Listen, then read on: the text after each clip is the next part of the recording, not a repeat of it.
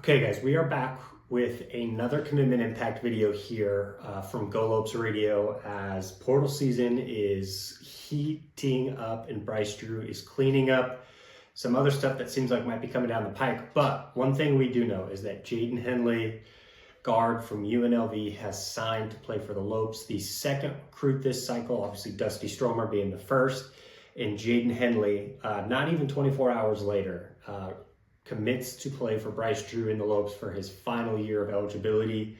And Jaden Henley is a big guard, very, very big guard, 6'7", 215 to be exact. He's from Ontario, California, another Southern California sort of pedigree guy. He was the 20th ranked prospect in California in 2022, which again is crazy if you just think about the idea that a guy who graduated high school in 2022 is going to be playing his final year of college athletics this year. That's insane how time flies. But yeah, he's kind of been all over the place though, and we got to talk about it. So he is going to be doing the old 4 schools in 4 years. Not my favorite, but that's the reality. He started by going to Minnesota right out of high school. After 1 year, Minnesota transferred to play for DePaul. That did not go well. Obviously, DePaul had a really, really bad year, legendary bad year 2 years ago. They've since kind of righted the ship a little bit. And then last year, obviously, plays at UNLV on an okay UNLV team. I think just under middle of the pack in the Mountain West last year. So, yeah, but listen, he's a journeyman, but he's got a ton of talent. We mentioned, again, the Southern California pedigree, playing against other top guys, and he's got some experience playing in bigger conferences, specifically played the Mountain West last year, and so a guy to get really excited about. He was 12 and a half scoring last year, 12 and a half points a game, 4 rebounds, 2 assists, and throwing 1.5 steals too. I think that's really kind of the thing that stood out, is 1.5 steals is not nothing, guys. Again, when you watch the tape, he's just got super long arms, long strides, and he's getting in passing lanes, and so 1.5 steals that's pretty good. And we know Bryce Drew likes to get after it on the defensive end, so he's got to be excited about that. Shooting splits, 43, 35, 86. One thing you'll notice, and we might talk about it later, but the free throws improved year over year quite a bit. Every year in his first 3 years of college basketball. That's good news. The shooting splits, about average for a guard. We'll see if those can get up. But yeah, 43, 35, 86 from the field, 12 and a half a game, 4 rebounds, and 2 assists. One thing I wanted to call out about his season at UNLV is his teammate, Jaden Thomas, who was one of the top players in the portal, actually got hurt mid-February and then missed the rest of the season. So you say, why do I bring that up? Because I think it's important to note that Jaden Henley got the car keys for about a month for a Mountain West team to kind of try to run the show, see what he could do, and I think that's really good experience and important. Obviously, you see Jaden Thomas going to LSU as one of the top portal guys tells you he was playing with some decent talent there. He's been around really high-level talent, and so, yeah, I think it's good if you're a Lopes fan to see someone already have for the final month of the year, get the opportunity to kind of run a team in the Mountain West, and is going to be familiar with it. As the Lopes, it's going to be new for the Lopes, but it's going to be something for Jaden Henley. These are teams he's played, arenas he's played in, and he's going to feel a lot more comfortable for sure. So, okay, where do we got to start with him? I think for me, you got to just start with the size. I mean, you watch the tape and it's like, again, I talk about the first thing that's just like, whoa, long arms, big body, long strides, we mentioned it. And I think this gets you pretty excited for multiple reasons. The first, I think, is, listen, I don't think maybe lived up to his potential as a passer, as a guard. Only 2 assists a game, and there's some things you do like, and I think with his size, there's the potential, when you're smaller and you're a guard, right, you can just be limited in the passing lanes you have made available to you, right? The bigger guys are able to pass so much easier. You can pass over guys, you can see different lanes, you can get into the lane, be stronger, and make passes. He has that opportunity. You've seen it in flashes in some of the tapes and what he can bring to the table, but hasn't been on a super consistent level, and I think it's a real opportunity for him as it comes to GCU, where he's going to maybe be able to handle the ball a little bit more, take the reins of the offense, and I think that'd be an area of improvement, would be seeing those assists go up and him getting others involved.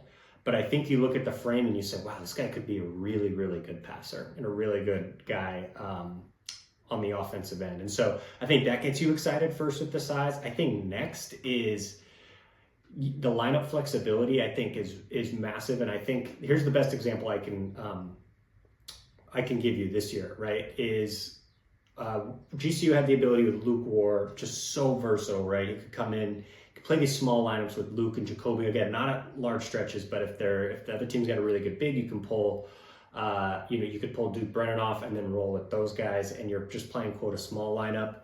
Now, those small lineups are a lot easier when you've got a guard who's 6'7", because he can get in there, he can help out, he can get on the boards. And I just think that changes the whole perspective of your opportunity for lineups, because you look at a guy like Makai who's a little bit smaller. It's like, okay, so instead of you having a smaller guard with Makai and he's going out there with another small guard, maybe 6'3", 6'4", instead you're sending out a 6'7" Jaden Henley. Think of, I know Brian Moore has a crystal ball in per 247, the guard from Norfolk. He's a smaller guy at 6'2", I believe. So you just see like, oh wow, that works a little bit better too when you're able to put a 6'7" guy next to him. And the other example I love of this is you think of those peak Warriors teams, right? Steph Curry is insane on the offensive end. I think, improved defensively, but one of the secrets to their sauce was anytime there was a good guard, it didn't matter the size. Klay Thompson, in his peak, was the guy who could take that assignment, right? Klay Thompson was big enough, strong enough, and just good, obviously before his injuries, laterally, to be able to contain those really good guards. And Steph Curry never had to guard those guards, right? Those really good, taller, stronger sort of guards. You look at a guy like Henley, he's that guy who's going to be able to take that really strong, good, talented guard. And if he's smaller, that's not much of a concern with him. And if he's bigger, Henley's built for that. So I think you just look at, let's just say a guy like Moore commits to GCU or Makai's on the floor. Henley can help out. And I think he provides a lot of flexibility with his size and gives Bryce Drew just the opportunity to build different and unique lineups and just give all sorts of different looks. Because I think you're going into a Mountain West that I know a lot of teams are having to restart, reload, refresh, whatever you want to call it. But guys, there's going to be more talent night in and night out, more athleticism, more size and more length, and you're going to have to be able to win games different ways. You're going to have to be able to provide different looks. Going small is fun and it's good in theory. You're going to have to be, you're just going to have the size and the length. And I think he brings that and will be able to kind of cover some holes for some other guys. That way, guys like Makai who can shoot it, maybe create a little bit of offense, and maybe a guy like Brian Moore can be the best version of himself while he's out there. So I think the size is just the thing you got to just talk about right out of the gate, right? When it comes to the tape with him, here we'll just start here. I think again the size allows him to get to the rim a lot easier than if he's a smaller guard. One thing I noticed, he loves to kind of hang in the air quite a bit and contort. So when he drives to the basket, he's getting in there, he's jumping into the body of the shot blocker, he's contorting, and he's finishing one way or the other. He's using the rim to his advantage. And, calling him a guard is weird because when he drives to the basket, he looks like, a full wing, right? I mean, he's 6'7", with the long arms. And so he can dunk it if he has the opportunity or the lane to do that. But, I don't know. He's really talented at getting to the rim and using his big body and contorting. One thing off of that I did notice is a lot of his passes that turned into scores were off of him driving, getting into the paint, jumping into the defender, kind of making the defender commit. And he's holding onto the ball. You're thinking he's going to contort one way or the other, and he dumps it off last second for a dunk. So I think if you're a big guy, hopefully we're able to get some commits here get some big bodies. You're going to be really excited to see this guy on the floor because of his opportunity to bring his defender over, leave it. He's going to be able to dump that thing off last second and get you a dunk. So I think if you're a big guy, you're going to be really excited to have Jaden Henley driving to the basket. Now, I think we have to obviously talk about it here. Not a great shooter. We talked about he can get to the lane. Super gifted in that sense. I think he's really crafty around the rim, uses the rim, we talked about it, and has an athleticism, his long arms. He's not a great shooter. I'd call him an average shooter. Average from three, he's fine. But one thing I do want to talk about, we mentioned the free throw shooting. For me, I'm a Zach Lowe guy. I'm a child of the Zach Lowe, Bill Simmons era, and Zach Lowe is massive on the biggest thing for if a guy is able to figure out a three-point jump shot is not necessarily how he shot from three in the past. It's not how he shot from two, anything related to that. He says one of the biggest indicators is how someone shoots at the free throw line, because that's where it's as basic as it gets. That's how you find out if a guy's a good shooter or not, is how he gets the free throw line. And where I get really excited, guys, as I mentioned it, year over year, almost 10% each year. He's in the mid-60s, then mid-70s. For his third year at UNLV, he was shooting about 85% from the free throw line. So I think there is the opportunity for him to be let's just call it, even if he's a slightly above average shooter, I think that's totally fine because of his ability to get in the paint and finish, pass, dump the ball off, contort, and score in that way. And so hopefully, again, the shot, hopefully it comes. We talked about kind of the same thing with Dusty. I think with Henley, we haven't seen it quite yet where he's been, an above average shooter. But with his size and what he brings to the table, everything he does, I think if you can get him slightly above average, this is a guy who could, I think, be a potential all Mountain West, maybe third team sort of guy. Really, really talented, and kind of excited to see, we know kind of what he's been. Now, what can he do in this kind of last year? I think he's had a lot of experience, and I think a lot of things maybe he's learned throughout the years. This is kind of that last opportunity. And so can he take steps forward shooting the ball? Can he take steps forward being a better passer and creator of offense, not just for himself, but for others? Because the other stuff's there. He's got an incredible motor. He's in passing lanes. He's using his long arms that way. He's cutting back door. He's, finishing tough with dunks.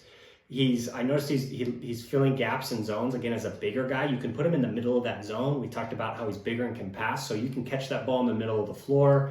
He can dump it over, down low to the big guy. He can kick it out.